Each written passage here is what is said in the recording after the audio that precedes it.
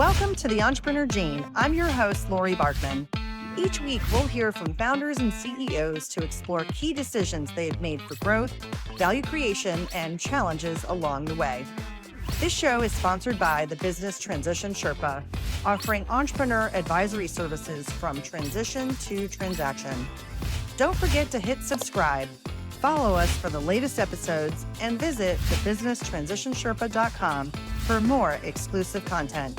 Let's dive in. Welcome back to the Entrepreneur Gene. I am excited to be here with my guest today. He is an enthusiast of technology, and not just technology for technology's sake, but to enhance security and mitigate risk for his clients, which, hey, if anyone's seen those letters that come in the mail about data breach, we all know how important that is. He's a computer systems expert. He's been doing this for more than 25 years. He's previously the co-founder of C2 Labs, where he was the chief technology officer, and he is the co-founder and CEO of RegScale. Travis Howerton, welcome to the show. Thank you for having me. It's an honor to be here. Let's get started. The question I just love asking entrepreneurs. You ready? Let's do it. All right. Is there an entrepreneurial gene, and what does it mean to you? I think to some extent there is. I think probably anybody could be an entrepreneur, but I think certain people are more suited for it naturally. And so if you take the different personality tests, I just took a recent one where I was the orange color, but basically it's the people who are more the rebels, who don't like following rules, who like taking risks. I think the more natural entrepreneurs than folks who like checklists and kind of doing what they're told and high repetition. So I think anyone could, it's like most things, anyone could probably be successful, but I think more people who have that personality type, it's like a magnet. You get pulled to it because you don't make a great employee because you don't like people telling you what to do. So you just kind of get pulled that way a little more naturally, maybe than some other personality types. So is the orange color the rebel color? It is. The Maverick. So orange is the rebel, like blue was the high emotional intelligence. I have a very low blue score. And then the green's the super analytical. And then gold was like checklist, rule follower type. Yeah. And so you weren't even like a combination of the colors. You were pretty much spot on orange. I was orange with a fair amount of green and not a whole lot of the others. And so everybody's a little bit of everything, but I was definitely strong orange orientation. Yeah. It's interesting. There's all these different tests. And do you remember the name of this particular one? I don't. I'd have to check my files, but there's a bunch of them. But yeah, if you're one of those who's more the risk taker, adventurous sort, then entrepreneurial stuff is probably going to be more fun for you than someone who's risk averse. Was this a assessment that you were doing just for funsies from a coaching, or were you using it with your team? No, I've done it a couple of times over the years, but we did it with our team to better understand what motivates each of us and how we work and what each of us need to be successful at work. So as part of sort of getting to know the executive leadership team and building on sort of our strengths. Was there anything that surprised you as you took it for yourself?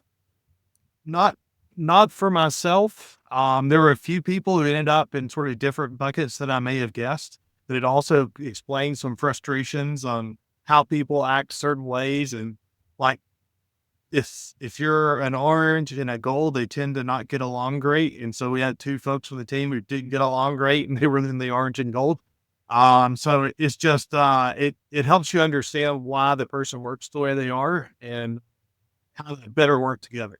So I said in your introduction that you're a co-founder. Is your other co-founder still in the company? No, and Neil's moved on. He enjoyed being early stage, and he's off on his next adventure, starting another company now that's in stealth. And so I'm currently scaling this one. Okay. Well, do you think now that you've taken this assessment that you see the compatibility, or that you see maybe a bit of a kind of a collaborative difference between you and your co-founder? Not too much. We were almost the same guy. So it's, I think maybe that's why we've got along so well over the years is we see a lot of things exactly the same way. And so it made it easy to work. It's kind of interesting. And have you used this assessment in hiring? I've never used it in hiring, but I've used it in a lots of team settings where we're trying to organize and strategize. We've got an executive coach we bring in who runs these assessments professionally, and he's done a great job at helping teams understand how to be higher performing. And so that's always a component. Yeah. It's interesting. I met someone recently professionally, and when he introduces himself on Zoom, he says ENTJ or whatever and for those who are not familiar, that's a Myers-Briggs definition, I think, right? There's 4/8 characteristics. And is that how we're introducing ourselves now? Like we're saying, "Hey, I'm an orange," or "I am an ENTJ." Do you guys now do that in your company? Internally, yeah, we'll reminded each other of like I'll be driving somebody crazy. It's like you got to remember I'm an orange. Like this is what motivates me, right? And so uh, we do playfully remind each other, probably. That's cool. Well, going back to this notion of entrepreneurialism and the being the rebel, being the maverick, kind of living outside the box a little bit, you think that's something that can be learned? I think so. I think any of them, everybody's got a little bit of each. And I think the key in life is realizing what you're good and not good at. And for the things you're not good at, you can focus on it, you get better.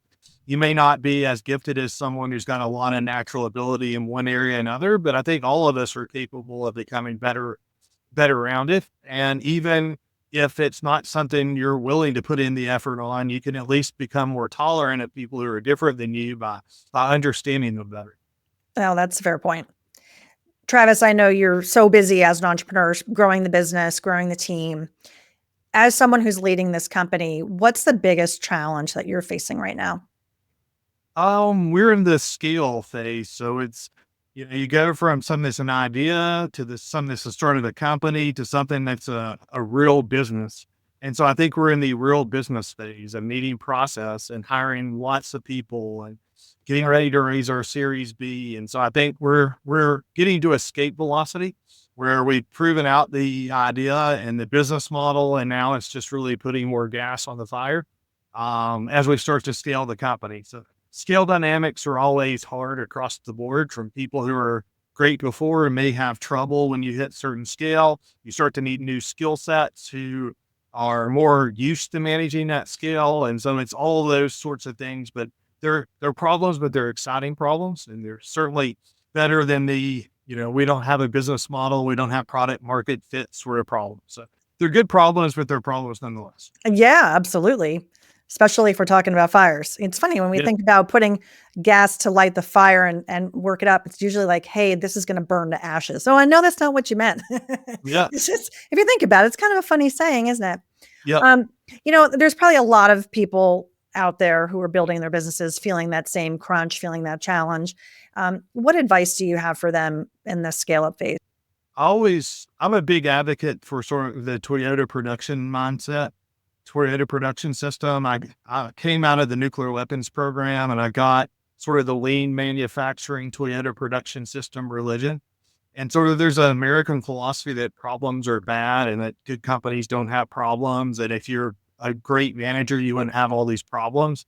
I think that's just kidding yourself. Every company has problems. I think the best companies see them, fix them, swarm them, and get better faster than other companies. And so what I tell people is not to get discouraged by problems. And I always tell people, like, if you're in management, managers exist to solve problems. If there's no problems, we don't need any managers. We can just let everybody do whatever they want because everything's running so well.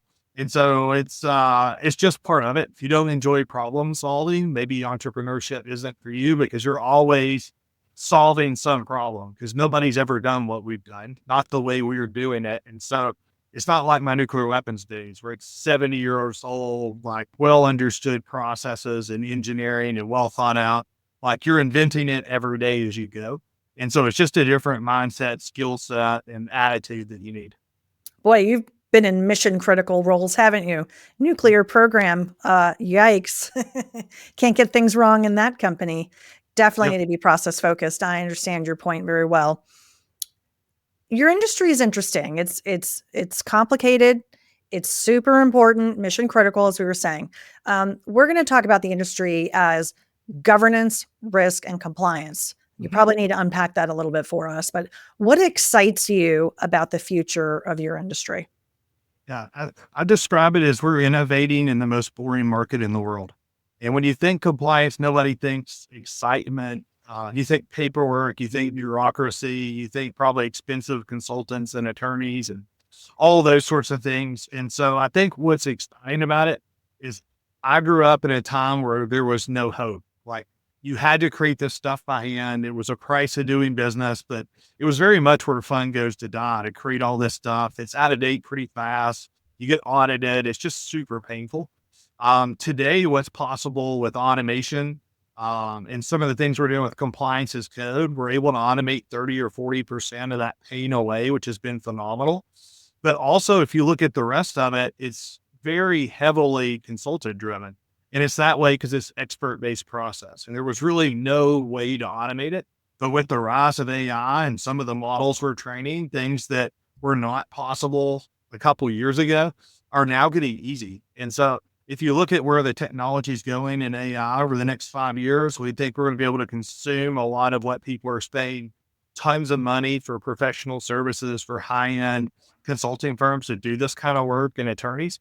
We're going to be able to give that money back to companies so they can put in their core mission, the things that drive value for them, and not in this cost center of this stuff that you got to check off. So I think it's going to be the benefit of having better security and lower costs should be a good trade for everyone. Yeah, absolutely. And you're working with what kinds of entities?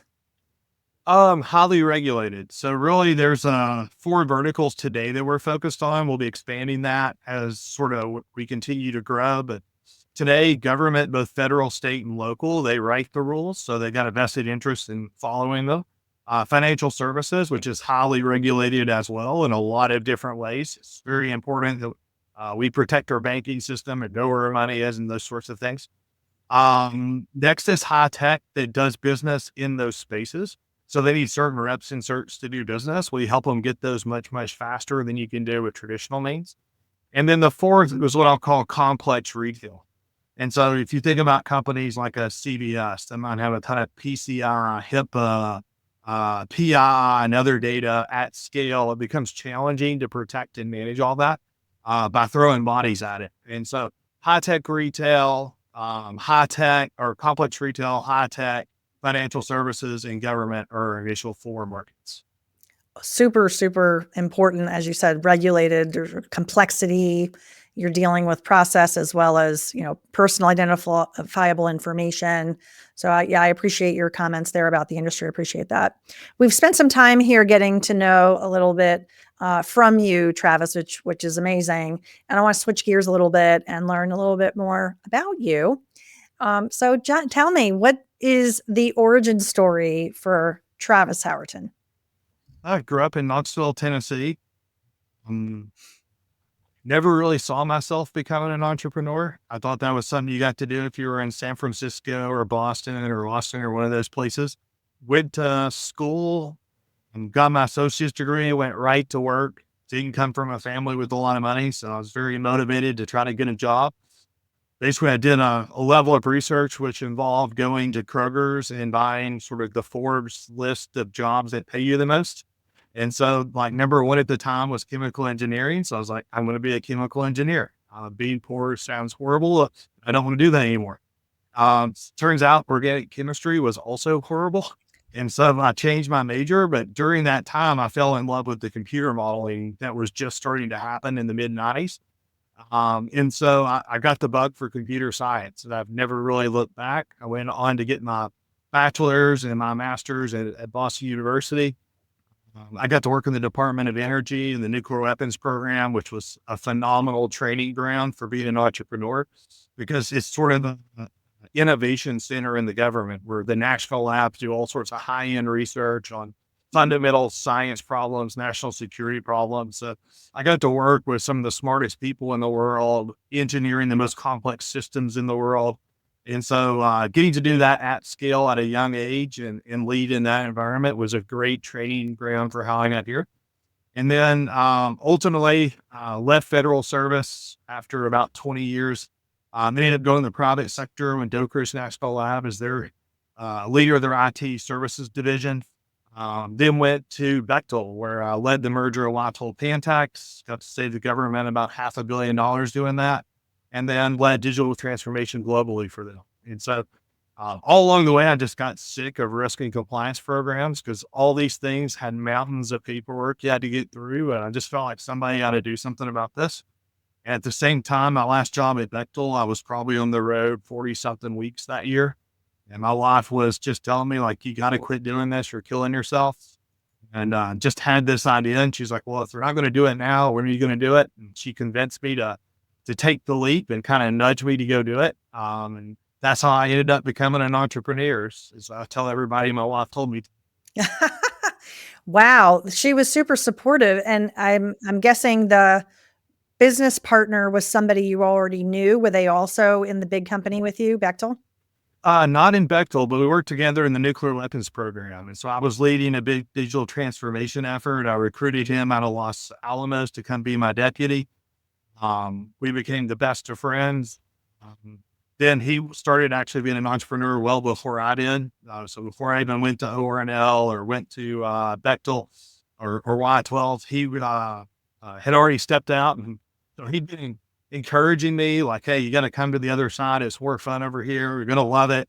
I was a corporate guy and just like, I'm going to keep my head down, work another 20 years, like have a safe retirement, provide for my family. But I was kind of miserable. And my life kind of gave me permission to go have fun and not make myself miserable for 2 decades. And so that's kind of how I got to here. But he was pulling me that way the whole time. Wow. And did you have anyone in your family that was entrepreneurial that you were like, hey, they did it, I can do it too? No, didn't even have that many in my family that were highly educated. Like my uncle went into banking, but most of them, had a high school degree. My parents did. They didn't have any further education, more in the trades. And so it definitely was not something I got on that side. Then my brothers and sisters and most of my family are in healthcare. So I'm the black sheep that went into IT and in technology.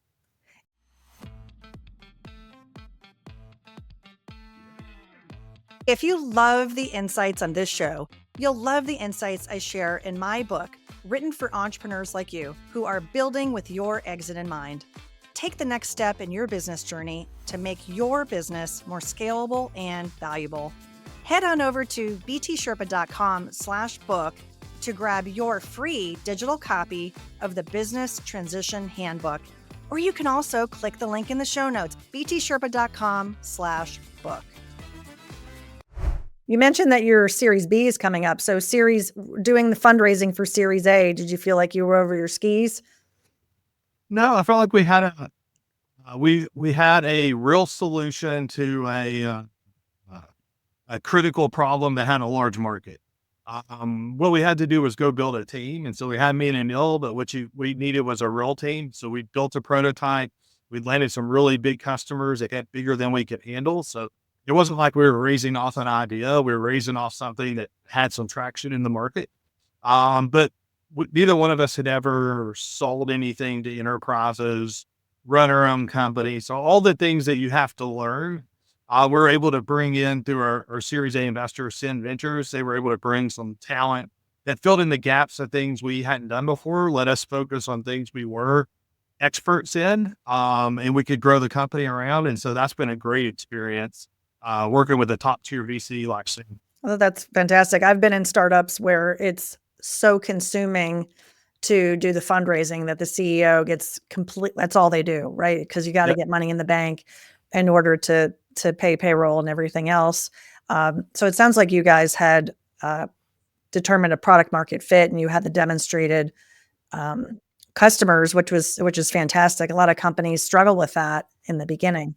That's a delicate balance. So that's exciting. How many employees are you now?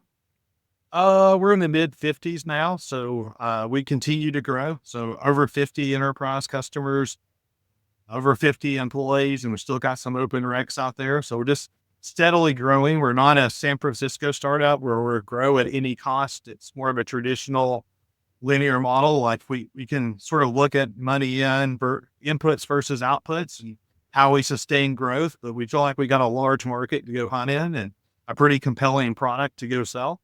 And so we just continue to try to grow. steadily year over year. Yeah, you're not on a coast. You're in Knoxville, Tennessee. So good for you that you're able to grow this technology company, and you don't have to be in Silicon Valley. You're proving that to be true. Yeah, it's been very interesting to see how the market's evolved. In a post-COVID world, people started working from anywhere and became more accepting of this type of setup, and that really opened some avenues to funding that we didn't think would necessarily be there. At the same time, we've seen a lot of reaction in the VC community that doesn't necessarily like the grow at any cost strategy. They're looking for more sustainable businesses, especially during the downturn in the market, like companies that can generate free cash flow and have a path to profitability and those sorts of traditional MBA business mechanics, which very much fits us. Like we know who we sell to, we know how to make money. It's not one of those we're going to accumulate a lot of people, we'll figure out how to make money later type ideas. And so it's much more of a traditional business model, and something that at least I can wrap my simple mind around. If you could go back in time, Travis, to give yourself some entrepreneurial advice, what would that advice be? And at what point in time would you tap that shoulder? It's a good question. I would have said do it earlier, but if I'm being honest, I think I had some of the best mentors who prepared me for this. And like that time I had in those big companies, learning about process, learning about scale, learning how to build and manage budgets, how to hire, how to fire, legal contracts, all those sorts of things that I take for granted how well I know those. But that was 20 years of people pouring into me, teaching me, training me. So I was well prepared to run a company when I stepped out. I think I would take back sort of what I would have said, which was do it earlier and more that anybody who has this personality trait where you're a high performer, you like to work, you like to take risks and bet on yourself, you like to make a difference, you should try entrepreneurship at some point in your life. And sort of I got to it where it's just I'd done very well in the corporate world, but if you just look at where all the returns went, it's to the corporation, not so much to you. And so I just felt like I wanted to take a shot, see if I could build something different that I could control end to end. And the part that I liked the best about it is my first time I ever got to build a team from scratch. Every employee was purpose hired for culture, for the type of people we want to work with, versus playing these big hands that you're dealt in these big corporate roles where you could tweak it around the edges, but kind of the team is the team. It's been nice to be able to build something from scratch, exactly the way you want it to run. I think that's probably been the most fulfilling part of it. It is pretty fun to have that control, have more freedom over your time. I know you probably work a lot of hours, but I think that's a big reason people like yourself who want to create something from scratch, they also want this time control, right? To decide if you want to work 12 hours a day, hey, you're doing it because you want to, and you want to be there, and obviously feel the ownership because you are an owner, right? A shared ownership with your co-founder and with your other investors. Having an ownership mindset doesn't come easily to a lot of people. Not everybody wants that responsibility, and so it's cool how it's come together for you, being in really big companies and kind of seeing what's out there in corporate America. And then again, kudos to your wife for seeing that spark in you and encouraging you to do it. A lot of spouses might fear, oh no, the bank account's going to dwindle down, or we don't really know consistency, what's going to happen. There's an element of risk.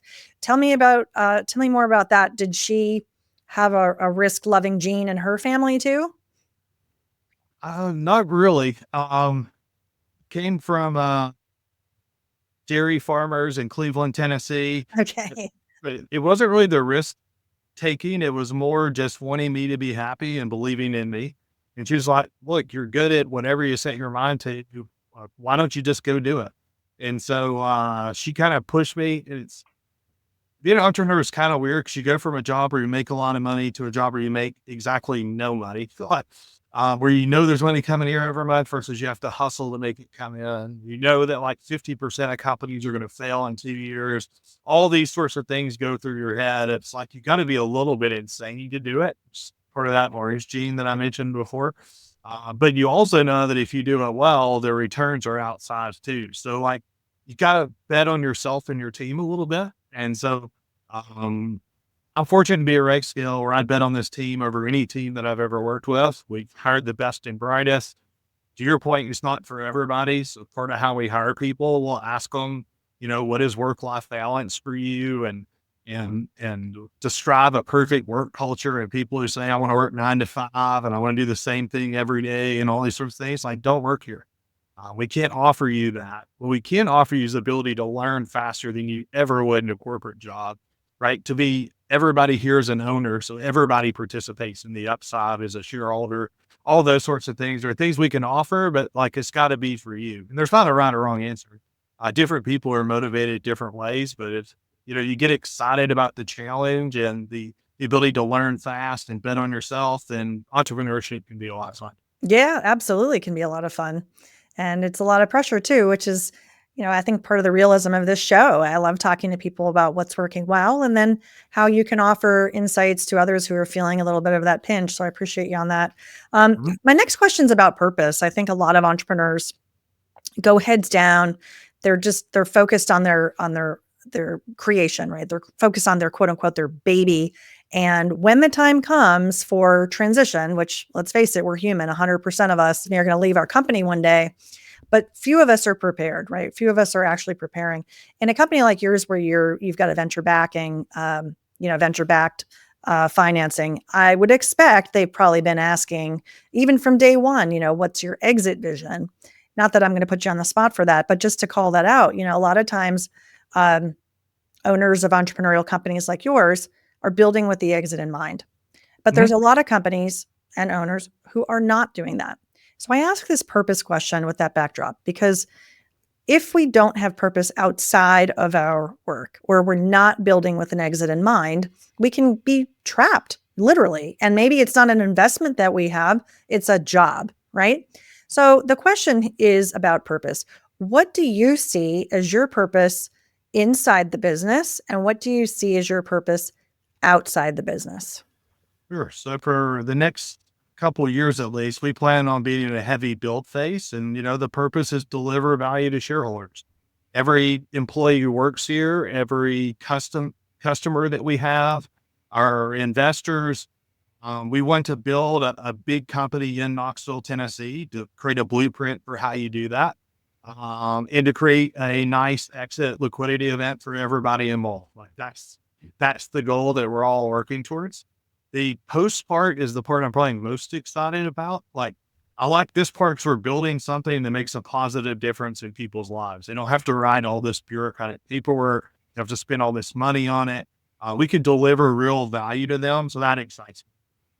What doesn't excite me is I've been doing this for about a decade of working 70 to 100 hours a week, every week over week, 52 weeks a year, like, just constant for a decade. And I'm not a young man anymore. So, like, the other part of this is you learn a lot when you work that hard for that long doing these sorts of things. And so, my goal for after is to sort of start my own VC or venture arm and teach other entrepreneurs how to do what we do. And so that's what excites me next. I thought I'd go to the university and maybe teach. What I found is I think that's what the best VCs do. It's more than just a check. They sit hand in glove with you as former operators, as former people who run companies, and they give you great advice. They walk you through what to do or not to do. They question all your assumptions that you're making. They call BS when you're crazy, right? It's all the stuff that you need help from somebody who's been there, done that in a seat before. And so that's what I'm excited about. It's basically raised me with the economic conditions that I grew up in, technology has. And so sort of my purpose is to try to help as many people in East Tennessee do the exact same thing I got to do. So that's what I want to do, is trying to figure out how to get more venture capital into this area of the world, and then help lift up as many people at technology as I can. That's beautiful. I can see that happening. I can envision it. I can picture it. Maybe it's an incubator, maybe it's a VC, maybe it's both. Yep. Putting the city on the map in that Mm. way, in a new way. That's a really important and really clear purpose. Thanks for sharing that. Absolutely. We've covered a lot of ground here today, Travis, from the beginnings to where you are now. And I want to start to wind it down a little bit. If you're going to say there's 2 or 3 things that have helped made you successful that you want to share that people can take action on, what would those 3 things be? I don't want to give sort of a faith-based message, but what I'll say is do unto others as you would have them do unto you is and having high empathy for your customers and for your staff and for everyone around you goes a long, long way to get you through all the hard times. And so I think that's crucially important. Wherever you derive that from, how you treat people ultimately is how you'll be remembered. And so that's always been super important to me. And that's how you get people to follow you because they see something in you and they want to be around you because of that. I think the second one is there's no shortcuts. There may be people who have brilliant ideas and their overnight success. I've never met one. Everyone who seemed like they were an overnight success, you just saw the end of it, but not all the work that went in and the risk that they took to get to that point. And so it's just a lot of hard work. It's doing the little things well over and over and over again for an extended period of time that gets outsized results. And then the third is to have a plan.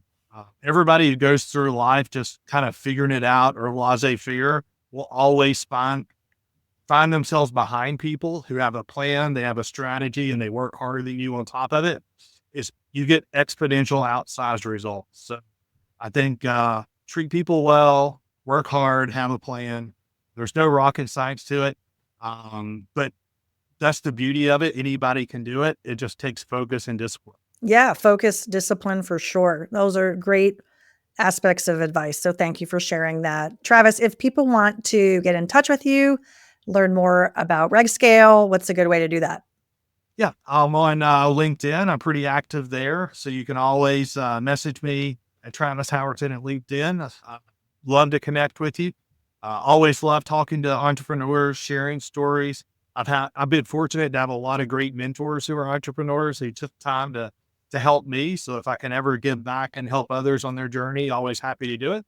And then you can always find us at the various cyber trade shows, RSA, Gartner, etc.